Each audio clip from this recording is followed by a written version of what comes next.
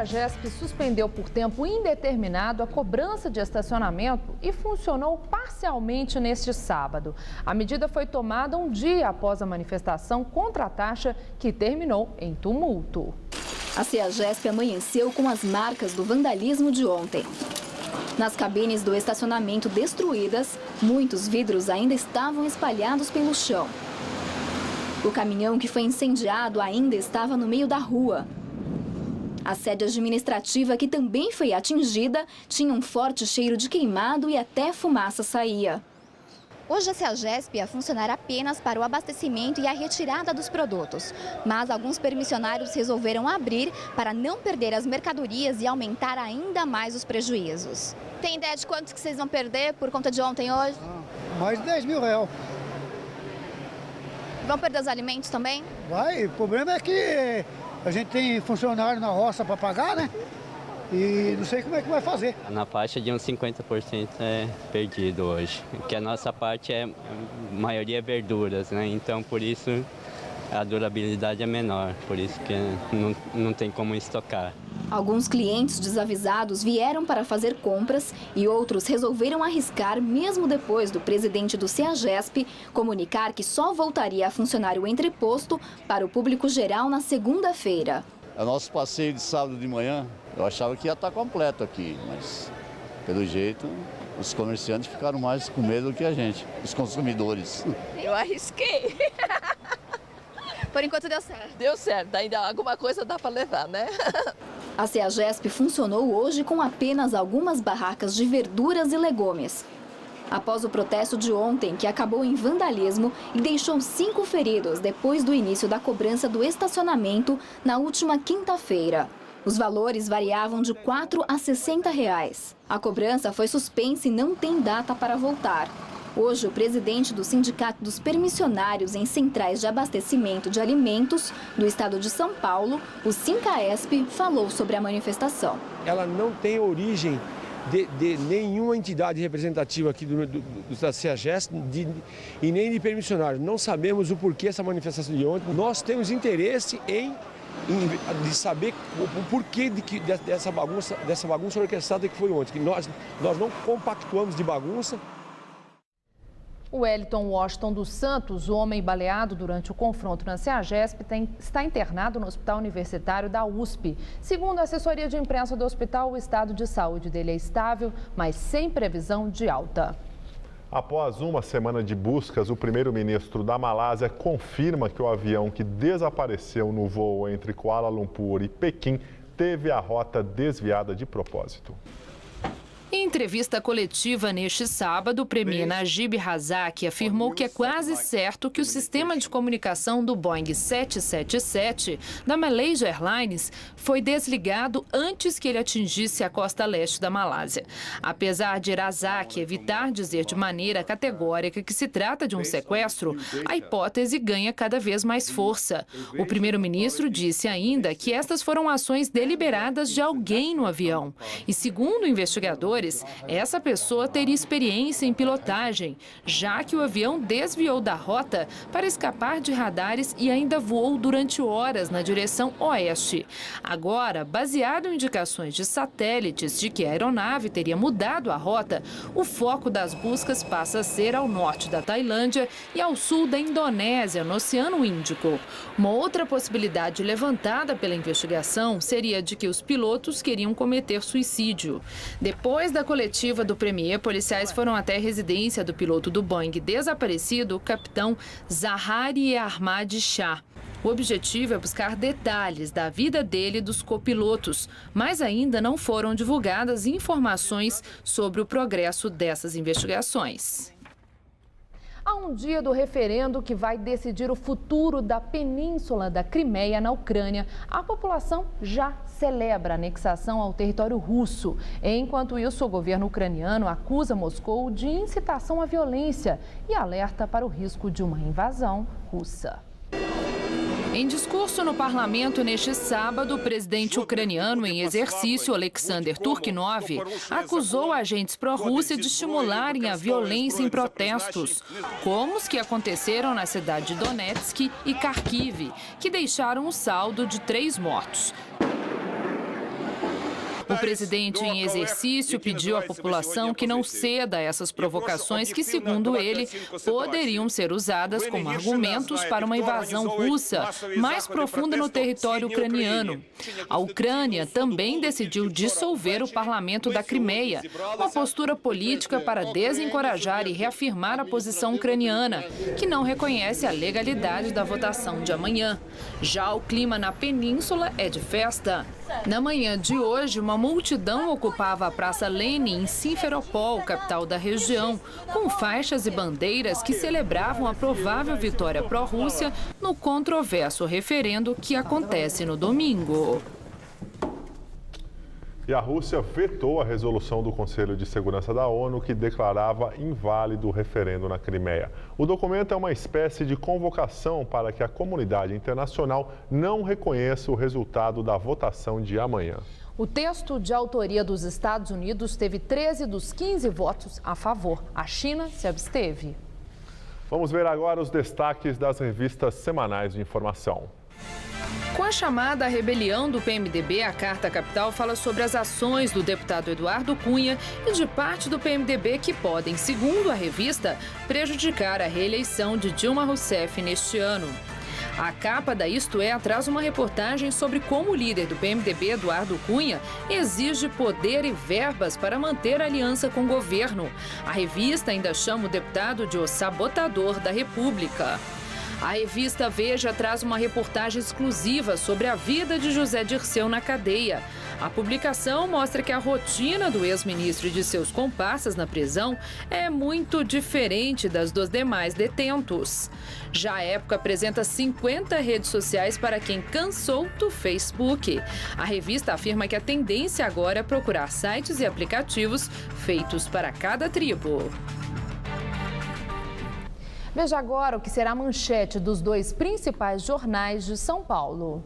Folha de São Paulo, despesa para conter luz e combustíveis iguala gasto social. Segundo o jornal, o valor dos gastos para evitar reajustes na conta de luz, na gasolina e no diesel é quase igual ao que o governo paga em assistência social. O estado de São Paulo, novas regras tiram 19 bilhões do valor da Eletrobras na Bolsa. A reportagem afirma que desde o início do processo de renovação, a estatal já perdeu 19 bilhões em valor de mercado, demitiu mais de 4 mil funcionários e reduziu 16% em média os gastos gerais. O pré-candidato do PSB à presidência, Eduardo Campos, e sua provável vice, Marina Silva, afirmaram hoje que a aliança que sustenta o governo Dilma Rousseff é marcada por loteamento de cargos e chantagens no Congresso. Com referências aos embates com o PMDB, Marina disse que o governo Dilma possui governabilidade torta, baseada na combinação de instrumentos de força e de favor, afirmou Marina. Sem citar Dilma, Eduardo Campos disse que os partidos que governam o país insistem em fazer política como na velha república, segundo ele, com fisiologismo, patrimonialismo e o povo excluído. O PSB integrou a base do governo Dilma até setembro passado, quando Campos entregou os ministérios ocupados pelo partido e rompeu com o PT para lançar ao Planalto. A possível chapa com Marina deve se oficializar no mês que vem. E hoje a presidente Dilma Rousseff sobrevoou as áreas atingidas pela cheia histórica do Rio Madeira, em Porto Velho, na Rondônia. Durante a coletiva, a presidente Dilma garantiu a construção de uma ponte ligando o Acre à Rondônia. Atualmente, a BR-364 é a única via terrestre que liga os dois estados. Mas há mais de 20 dias a estrada está parcialmente fechada por causa das chuvas. A presidente também sobrevoou as áreas afetadas pela cheia no Acre. Mais de 4 mil famílias já tiveram que deixar suas casas no estado. E os últimos dias de verão estão bem típicos da estação. Calor acima dos 30 graus e chuvas isoladas no final do dia. O domingo não vai ser diferente. Vamos ver os detalhes da previsão para o Brasil e o estado de São Paulo com Mariana Armentano. O verão pode até estar acabando, mas as temperaturas continuam altíssimas em todo o país, mesmo com as chuvas típicas da estação. As áreas de instabilidade continuam atuando no norte do Brasil e também entre os estados do Maranhão e Pernambuco. Nas demais áreas do país, o dia será de sol e pancadas de chuva. No sul, a frente fria já se afasta, mas ainda deixa o tempo instável entre o leste de Santa Catarina e o Rio Grande do Sul. Máxima de 30 graus em Salvador, 31 em Brasília, 33 em Vitória e 36 graus no Rio de Janeiro. Aqui em São Paulo, poucas mudanças. O domingo ainda será bem típico de verão. Só não deve chover no norte do estado. Nas outras áreas, o calor intenso da tarde contribui para a formação de nuvens carregadas. E aí pode chover de forma localizada. Máxima de 35 graus em Araçatuba e de 36 em Votuporanga. No centro-norte do estado, os termômetros também passam da marca dos 30 graus. E no litoral, a previsão é de sol com chuva no final da tarde. A máxima chega aos 34 graus. Na capital, máxima de 33 graus amanhã. E a semana começa bem quente, com calor de 32 graus tanto na segunda quanto na terça-feira. Eu volto na segunda-feira com mais informações sobre o tempo. A tradicional exposição de orquídeas da Liberdade completa 90 anos amanhã. São mais de 400 espécies exibindo uma diversidade de cores, tamanhos e formatos. Para quem está começando no mundo das orquídeas, a Cattleya é a mais indicada. A plantinha nacional exige cuidados simples: ventilação, umidade e luz indireta do sol. Já essas daqui, por exemplo, precisam de mais de 6 anos de cultivo. Entre as mais raras, há espécies que chegam a custar R$5.000, como estas trazidas por uma colecionadora. Entre as mais simples, os preços começam em R$5. A orquídea já foi muito elitizada. Antigamente era coisa assim, só da elite, de classe, porque eram muito caras, eram muito raras. Hoje em dia, com a produção, inclusive de fora, a importação, ficou muito acessível, qualquer um pode comprar. No evento estão também as vencedoras do concurso da Associação Orquidófila de São Paulo, nas categorias de cultivo, híbrida e campeã nacional. A exposição vai até amanhã na Sociedade Brasileira de Cultura Japonesa e de Assistência Social. A entrada é gratuita. Acontece neste final de semana o Salão do Estudante, voltado para intercâmbios. São 22 países participantes e os destinos onde querem estudar esses jovens viajantes são cada vez mais inusitados. Aos 21 anos, Leonardo planeja o 5º intercâmbio. O jovem já estudou na Inglaterra, Espanha, Estados Unidos, fez cursos de línguas, de empreendedorismo. Aproveita as viagens para aprender sobre novas culturas. A vivência internacional que a gente tem, a parte cultural em si, ou o networking mesmo com as pessoas do mundo inteiro que a gente pode conhecer, são experiências que você não vai ter aqui. Lá a gente acaba tendo uma vivência completamente diferente. O professor pode dar uma explicação de uma forma, um aluno entender de um jeito, o outro entender do outro, e você vê todos esses olhares diferentes na mesma sala, por exemplo. Então, é uma vivência muito, muito legal. A irmã dele, Maria Eugênia, não fica atrás. Aproveita as férias para conhecer países diferentes. Na última viagem, ela foi para a Alemanha, onde passou um mês. É um país, para mim, a Alemanha é um país super... Tudo dá certo lá, as pessoas são super felizes, assim, eu tenho essa imagem de lá e lá, agora quando eu fui, só ficou maior, sabe? Eles são exemplos de um mercado que está em expansão. Neste final de semana acontece no Centro de Convenções Frei Caneca o Salão do Estudante, que reúne 200 expositores de 22 países diferentes. Na próxima 3 anos, o Brasil vai ter 2 maiores eventos do planeta, Copa do Mundo e Olimpíadas. E vai precisar muito pessoas para atender, brasileiros para atender esses visitantes. Então, todas as empresas estão procurando pessoas com qualificação internacional, pessoas que falam outro idioma, também dá um destaque no currículo. Só aqui em São Paulo, mais de 30.000 pessoas fizeram intercâmbios no ano passado. Os países mais procurados ainda são os de língua inglesa: Estados Unidos, Canadá, Inglaterra e Austrália. Mas a cada ano aumenta o número de países interessados nos viajantes brasileiros. No salão, algumas novidades para quem quer estudar em lugares bem diferentes dos tradicionais. É possível estudar em uma universidade na Lituânia e até mesmo conseguir uma bolsa de estudos. A Polônia oferece intercâmbios para quem quer fazer faculdade na área de saúde e o estande do país estava bem concorrido. É um país diferente, muita gente vai só para o Canadá, Estados Unidos, eu quis procurar um país diferente para mim. É a primeira vez que uma agência oferece pacotes para Israel no salão. Dá para fazer cursos de tecnologia, de línguas e até mesmo de defesa pessoal. Todos os cursos são em inglês e todo mundo fala inglês.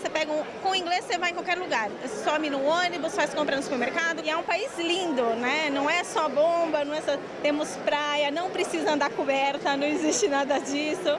E é um país que tem tudo, futebol, praia, faz calor, faz frio, tem neve, tem de tudo. Antônio precisava aprender inglês rápido. Para não ter que esperar pelo visto, ele descobriu um curso de 3 meses em Malta, um arquipélago no mar Mediterrâneo. Uma experiência assim que eu aconselho para qualquer pessoa. As pessoas lá são muito bacanas, eu conheci pessoas do mundo inteiro, o inglês, aprendi muita coisa, então foi bem legal, foi bem bacana. O intercâmbio ele é barato, né? Se você comprar uma viagem de lazer, você tem aula de inglês, você tem aula da língua local, fica hospedado na casa de família, numa residência estudantil e paga muito mais barato do que você ficar 7 dias num hotel 5 estrelas.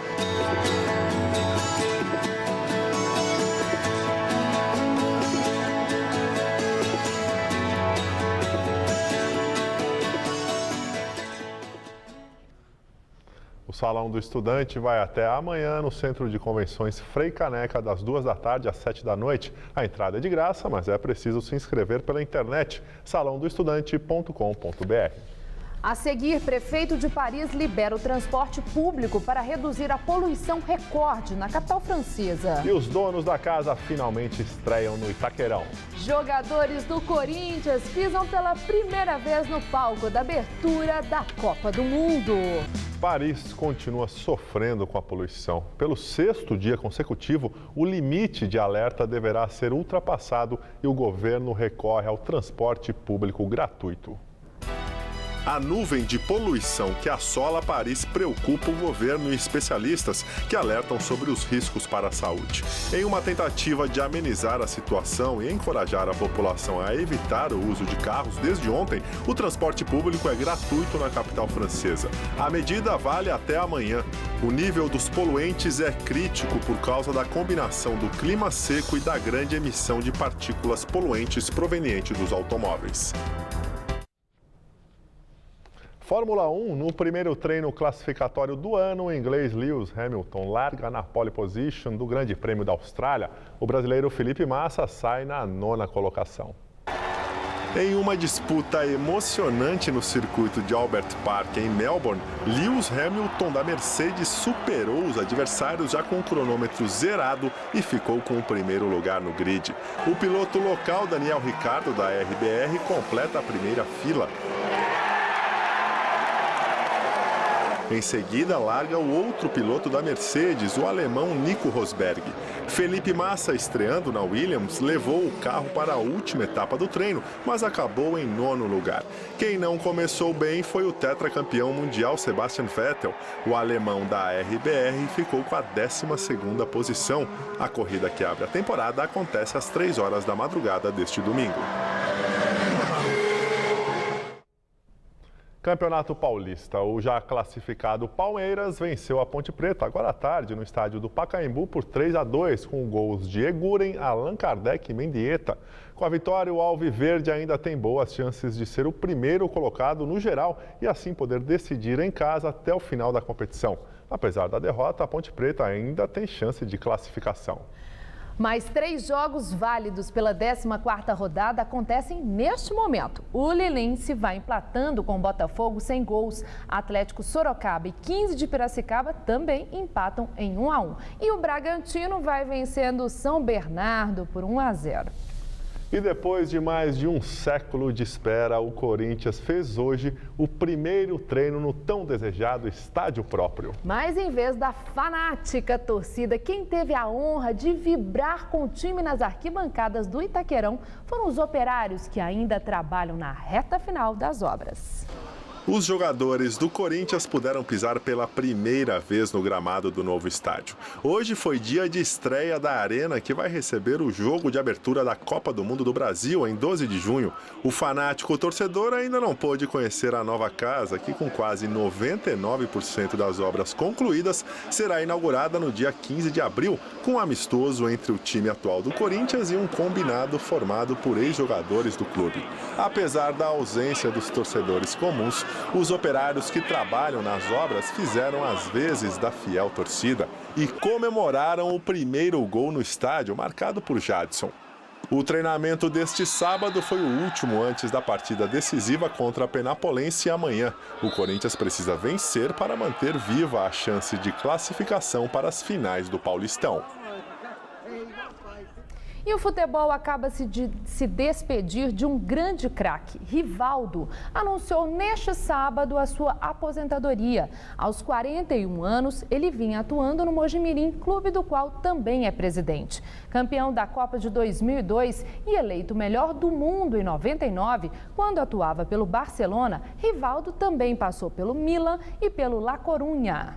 Rivaldo também defendeu o Cruzeiro, Palmeiras, Corinthians e São Paulo. Nas redes sociais, o Meia publicou uma carta emocionada em que agradece o apoio da família e dos amigos nesses mais de 24 anos como profissional.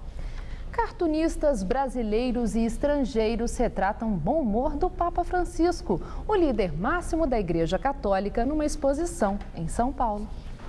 Estamos entrando numa das edificações mais antigas de São Paulo que ainda preserva a estrutura original.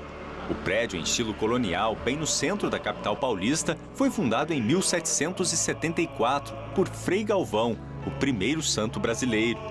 Este é o Museu de Arte Sacra de São Paulo, que abriga um dos acervos mais importantes do país. Mas uma sala em especial vem despertando a atenção dos visitantes. Ela se difere de todas as outras. Nas paredes, desenhos, ou melhor, caricaturas do maior representante da Igreja Católica, o Papa Francisco.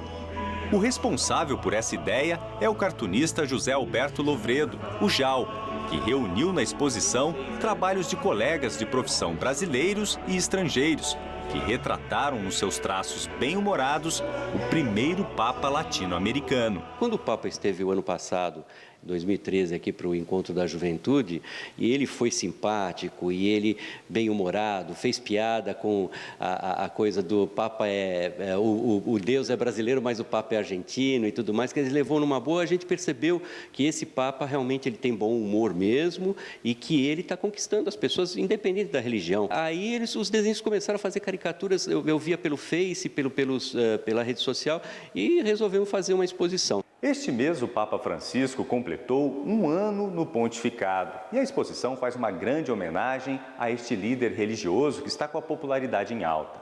As ideias de mudança na igreja, o jeito simples de ser, conquistam os fiéis. Mas um outro detalhe marcante nos desenhos também chama a atenção. É um Papa que carrega sempre o sorriso no rosto. E foi assim que o Papa Francisco recebeu o presente das mãos do cardeal Dom Odilo Scherer, arcebispo de São Paulo.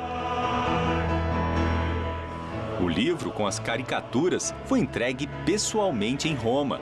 Nunca imaginava que o Papa fosse gargalhar, inclusive, né? Quer dizer, e o nome do livro e da exposição é O Papa Sorriu, né? Justamente porque é um Papa tem um sorriso estampado o tempo todo, muito simpático, né? Algumas charges foram publicadas em jornais, outras feitas para exposição. Os desenhos mostram um Papa ligado às redes sociais, sendo bem recebido no Brasil. O Papa argentino, que não vê mais rivalidade entre brasileiros e os irmãos do país vizinho. O cartunista Fernandes fez um dos desenhos e não viu dificuldade em captar as expressões do Sumo Pontífice. Essa coisa da caricatura, muita gente acha que denigra a imagem, fica debochando, jocosa, e a ideia não é. Eu acho que é uma homenagem, né? E o Papa entendeu isso, né? Sempre um Papa alegre, a forma que ele se expressa às pessoas, a forma que ele aparece sempre na mídia, é sempre diferenciado dos demais, né? Eu gosto muito de caricatura, uma coisa que me chama a atenção é a caricatura. E o Papa é uma coisa, né, maravilhosa. Então, eu acho que tudo aqui me prende. Mas essa do Papa que feito o super-homem é fantástica.